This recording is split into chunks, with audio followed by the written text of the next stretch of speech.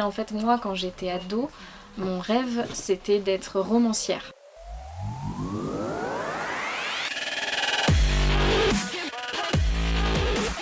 Je m'appelle Loulubi, je suis scénariste et dessinatrice de bande dessinée, je fais de la BD depuis 14 ans et je viens de l'île de la Réunion. C'est une bande dessinée qui mêle un peu fiction et didactique, qui parle des surdoués, donc HPI. C'est l'histoire de Birdo, qui est un homme-oiseau et qui sait qu'il est surdoué depuis tout petit. Et un jour, il rencontre Raya, qui est une femme poisson, et qui, elle, vient d'avoir un diagnostic de HPI, et en fait, elle sait pas du tout quoi en faire. Comme un oiseau dans un bocal est beaucoup lu par des personnes surdouées ou des proches de surdoués. Mais moi, quand je l'ai écrit, en vrai, j'avais surtout envie que des personnes pas du tout concernées le lisent.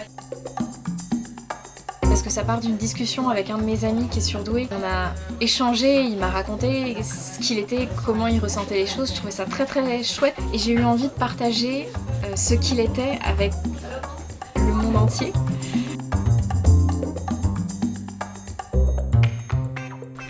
Ce qui m'intéressait avec les animaux, c'est que ça permet d'accéder directement à l'intérieur des gens plutôt qu'à l'extérieur.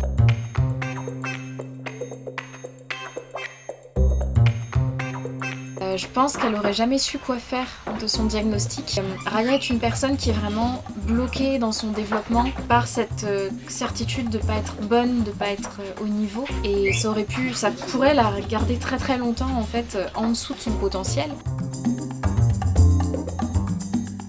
Je n'aime pas dessiner. Ce qui peut paraître un peu paradoxal pour une autrice de bande dessinée, mais en fait moi quand j'étais ado, mon rêve c'était d'être romancière. Je suis arrivée par la BD un peu par hasard et donc j'ai appris à dessiner, mais c'est clairement pas la partie que je préfère, donc je ne dessine que pour le travail. Et à la fin il meurt, c'est le titre de ma précédente BD. Aujourd'hui je pense que les fins heureuses font plus de bien aux gens et je pense qu'on a besoin de ça. Donc les bandes dessinées que je fais aujourd'hui ont plutôt des fins heureuses. C'est Beauté de Hubert au scénario et des Carrascoët au dessin. C'est une sorte de conte métaphorique qui raconte l'histoire d'une jeune fille très laide qui, en faisant un vœu, devient très très belle. Je prendrai un livre qui s'intitule « Comment survivre sur une île déserte » ou « Comment fabriquer un radeau » parce que j'ai pas du tout l'intention de m'éterniser là-dessus.